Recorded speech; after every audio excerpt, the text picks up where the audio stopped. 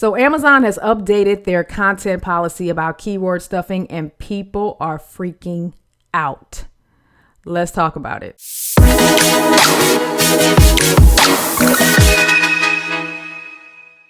Hey, you guys, what's up? So today I want to talk about what everybody seems to be talking about over the last couple days, at least with merch by Amazon, and that's the new updated policy on keyword stuffing. Keyword stuffing is basically just loading your description, title, bullets, whatever, with keywords that don't match the design. So the object is you try to load your description with as many keywords as possible because you're thinking, well, the more keywords I have, the more exposure my shirt's going to get.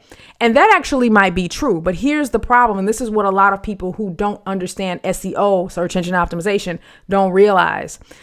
When you load up too many keywords and your design starts ranking for keywords that might not be relevant to your design, it might get seen, it might get an impression, but it's probably not going to get a click because it doesn't match what is on the shirt. And so that actually hurts your CTR, your click-through rate.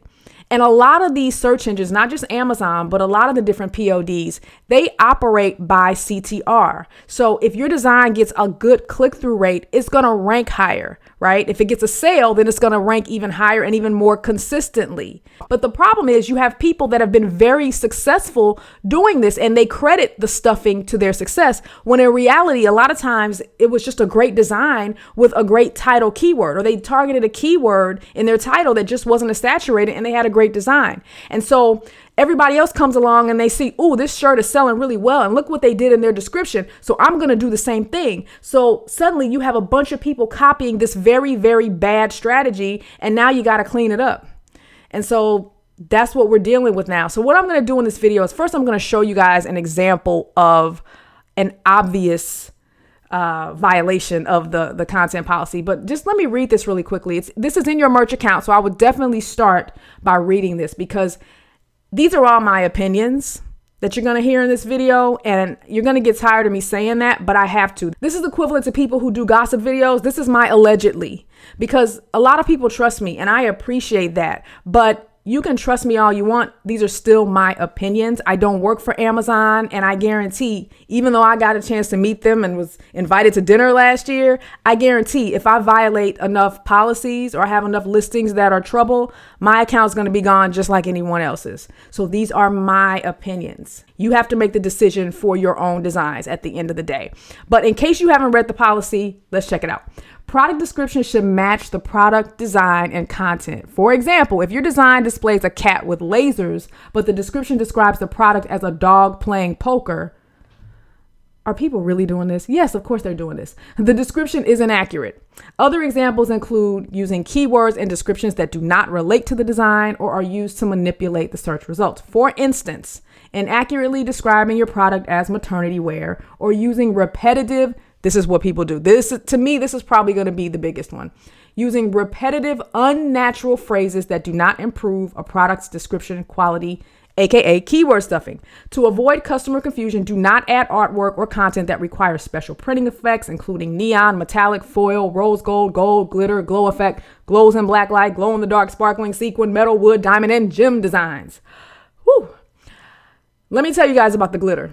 I had some designs back in 2017 that did really, really, really well with the glitter effect. Then in probably summer 2017, I bought one of my own shirts and I was like, oh my goodness, it looks nothing like it does on my computer. And this was before they were charging us or taking back, the commissions for the refunds. So I had no idea that these were being refunded like crazy.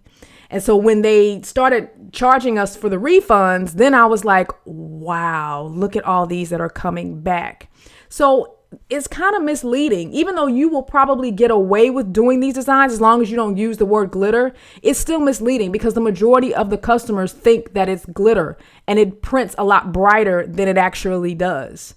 Now, some people might have been able to perfect the art so it prints a little bit brighter, because I've seen some good reviews on some of those shirts. But to me, it's just not worth it.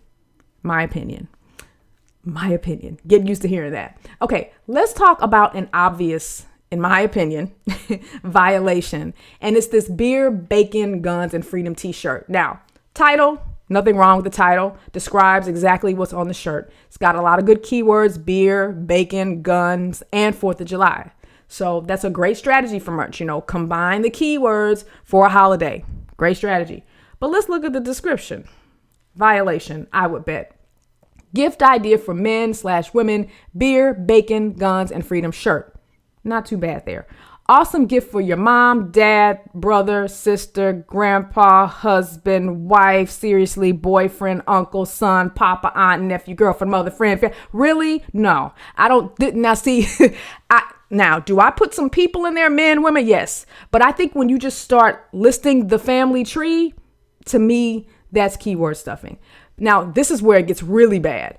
Patriotic American tee with print. Complete your collection of 4th of July accessories for him, her, flag, bow tie, bracelet, bucket hat, decorations, tumbler, tank top, earrings, headband, pants, mullet, onesie, coffee mug, cap with this t-shirt. What in the world are those words doing in there? So this person is trying to rank for these keywords. But if I type in bracelet for 4th of July and this happens to come up, am I going to click it? No, I wanted a bracelet. So what does putting bracelet in here really do for the customer? What does it do for the listing? To me, you guys, this is a classic example of keyword stuffing. Now, we're going to talk about the men, women, kids thing in just a second. But if you want to make sure that your listings are 100% in compliance with this policy, here's the rule of thumb. Only describe what is on the shirt. Then you'll never have to worry about anything. Only describe. So, distressed American flag. Now, some people have also questioned distressed. Should we use distressed? My opinion is this. Distressed describes the actual design. The pixels have been removed. It's distressed. I personally don't see anything wrong with that, but So a distressed American flag with guns, beer, and bacon, with the words beer, bacon, guns, and freedom. Now, I just repeated beer and bacon a couple times. So try not to repeat words. You really don't need to repeat your important words more than once in your title, in your description, in your bullets, right? So if you have beer and bacon once in the title, beer, bacon once in your bullets, and then maybe beer, bacon once in your description. But you should also write in sentences. If you were to read all of my listings, even though there's some things I can do to clean them up, all of my listings are sentences. Like I could read this and you would understand exactly what I'm talking about. One of my students, we were talking about this in my group yesterday, and he had asked the question about what about doing cat mom, cat dad, cat. No. Why do you have to list the word cat 18 times in the description? That's not natural. So a rule of thumb could be to type or write like you speak. If you were to describe your cat shirt to your friend, would you say, hey, look at my cute cat shirt with the ball of yarn. It's a great cat mom, cat dad, cat sister, cat aunt, cat uncle shirt. No, you wouldn't say that. So just write logically, write how you would speak, and describe what is on the shirt. So if you do that, you shouldn't have any issues. Now let's talk about the men, women, and kids, because that's the one thing that I think a lot of people struggle with. And it's one of the things I'm not completely clear on either, but I'm just going to say what I think. In my opinion, if you check men, women, and youth, you're already saying it's for men, women, and kids. I don't think there's anything wrong, I would think, with putting that, in your bullets. But what I would not do, if you've got a shirt that clearly says, this guy loves pizza, but in your description, you've got great shirt for men, women, kids, sister, brother. You just said it was for a guy. Why are you putting sister in the bullets? That doesn't make any sense. To me, that would be a violation because it's not for that person. What I try to do now is if it's specifically for a woman, a sister, an aunt, or whatever, I'll put that in there. But if it's not specifically for those people, there really is no reason to put those words in there because it's not. You're trying to rank for keywords that aren't really relevant to the shirt. So the thing to do is to ask yourself, what I'm writing here, if somebody were to find this shirt with this keyword and they saw my design, would that keyword make sense with my design? And if the answer is no, then you should probably leave that out of your description. I don't think, my opinion, that they're going to flag people that do men, women, and kids, especially if the shirt is for men, women, and kids. But if you are saying it's for kids, but it's clearly not for kids, or if you're saying it's for women, but it's a guy's shirt in terms of the design, then there's no reason to do that. Now, are they going to be looking at this at that detail? I don't know. Amazon doesn't communicate with us on that level. So if you're worried about it, take it out. That's the best way to be sure that you won't get in trouble. But I can't assure you that that's not going to get you in trouble because I don't know. What about Christmas and birthday gift, all that stuff? Again, I don't know if they're going to flag at that level, but going forward, I would only put Christmas in your bullets if it's an actual Christmas themed t-shirt. For birthday, I would only put birthday in the description if it's actually a birthday shirt. So if you're doing a shirt for an 8-year-old girl and it's got a party hat and it's for her to wear on her birthday, yes, then you put birthday in the description. But I'm not going to be doing that whole birthday gift kind of thing in the future. Now, am I going to go in and clean up some of my listings? We'll see. It depends. But this is when Merch Wizard comes in handy, you guys. Now, if you listen to my podcast, check it out on iTunes or wherever you listen to podcasts, Passive Shirt Profits. I was a little bit critical about Merch Wizard in my last show, and it's a great tool. And I'm not going to go into it here because I talked about it on the podcast, but it can be overwhelming when they roll out new features. But one thing I do love about it is it's so great. I can open up that spreadsheet. I can do a Control F or Command F and look for any keyword I want and find that listing, edit it right from there and make my changes. So it's going to make making my changes a whole lot easier than having to go through the Amazon dashboard. Oh my goodness, that would be a nightmare. That would be a nightmare. And think about people that have 5,000-6,000 listings. Ooh, so yeah. So back to the birthday, Christmas thing. I would not put birthday or Christmas in your listing unless it's really a birthday shirt or it's a Christmas themed shirt, something with a Christmas tree, holly, or whatever. Now, what about the word gift? If gift is a problem, then probably 90% of the merch listings are going to be in trouble. Again, if you're worried about it, take it out.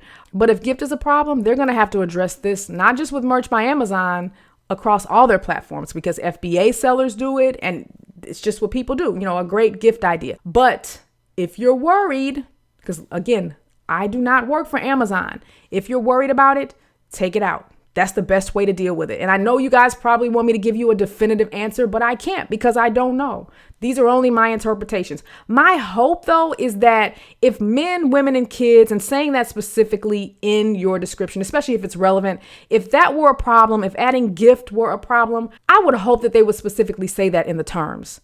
Throw us a bone, Amazon. Come on. And let me just rant a little bit. I get so tired of these big companies, Google, Amazon, rolling out these programs like AdSense and Merch by Amazon. Yes, they are free, and I'm very, very lucky and blessed to be in the program and all that. I don't take my account for granted, but I feel like sometimes when things are free, they don't designate a lot of support to these products. So they roll out these policies and they leave it up to us to interpret everything. And then when you go ask questions, you can't get the support that you need. They have these forums, but the moderators in the forums don't really know anything about the legal stuff. They don't give a lot of advice, and it can get a little frustrating, and especially when we need clarification on some of these things. So that's why I say if you're unsure, then take it out. That's the best way to handle this. Yes, it's a pain in the butt, but you won't have to sit and wonder. The other thing I would do, if you're like, Lisa, I got 2,000 listings, I don't have time. Here's the deal. Do your best sellers first. Start off, open up Pretty Merch and go through your best sellers or your last sellers for the month and go and check all of those first. And then go through the ones that maybe don't sell as much. At least you've got your best sellers covered. Right? Because it doesn't sound like I said in the beginning, that they're going to be deleting people's accounts. It sounds like they're just going to be deleting the actual designs. Now, of course, if you're in major violation, then who knows? Maybe they will suspend or ban some people if it's extreme. But I wouldn't freak out too much over this unless you're doing stuff like this, or for a St. Patrick's Day shirt, you've got Halloween listed in the description. And I have seen people do that. I've seen people list every single holiday in their bullet. That is, in my opinion, a definite violation. I would get rid of that immediately. Now let's talk about colors. There was something in there about mentioning colors, and we were talking about this in my group. I don't really describe many of my t-shirts with colors. I'm sure I have a few in there that I could update, and I don't really think this is a big deal, just as long as you aren't using those colors they mentioned in the policy, like rose gold and some of these ambiguous colors that people, might not be able to make out. I try to stay away from doing that just in case they come back and say, no, don't list the colors in here. But I don't really think, like, for example, this shirt right here, red, white, blue, stars and stripes, it's describing the design. And this is clearly red, white, and blue. Now, unless this prints purple, then if that's the case, then Amazon needs to check their printing. But I don't know. I don't make a habit of listing the colors, but in something like this, I can't see how this would be an issue. Now, what I do see an issue with is, again, their description. This is just what I was talking about. American flag, glory, United States of America, USA t-shirt is great shirt for 4th of July, Memorial Day. Nice shirt for Christmas, Thanksgiving, Day of Independence. Celebrate 4th for America with unique shirt. Why is Thanksgiving in here? I mean, there's no reason to put Thanksgiving. If I'm typing in Thanksgiving shirt, and I see this, does that say Thanksgiving to me? So some of this, you just kind of have to use common sense. If the key, like I said in the beginning, if the keyword that you're putting in there, if somebody were to find that shirt with that keyword and look at that design, does that keyword make sense? Now, with regards to colors, I did have my very first deletion. I've been in Amazon 2 years. I've never had a copyright violation, never had a shirt deleted until, it actually wasn't a shirt, it was a pop socket. A couple of weeks ago, I had put in the title bright colors, and I wasn't thinking, because that could indicate, oh, it's going to print bright, right? And you shouldn't do that. So don't say bright colors, dull colors, or whatever, because that sort of indicates how it's going to print. And I just wasn't thinking when I made it. So as long as you don't reference anything that could be interpreted as how it's going to print, you know, which is in the policy, then you should be okay. But that was my bad. That was clearly in the policy and I just slipped up. But yeah, that was my first and only deletion of a product from Merch by Amazon in 2.5 years. But anyway, you guys, I hope that that was helpful. What I would love for you guys to do is leave in the comment and share what you think of this policy. What do you plan to do? It would be nice to have a conversation down in the comments just to see what other people are interpreting. And love to see what you're going to do about this. Are you worried? Are you scared? Do you care? Are you like, whatever, I'm just going to leave what I have in there? Let me know and I'll talk to you in the comments.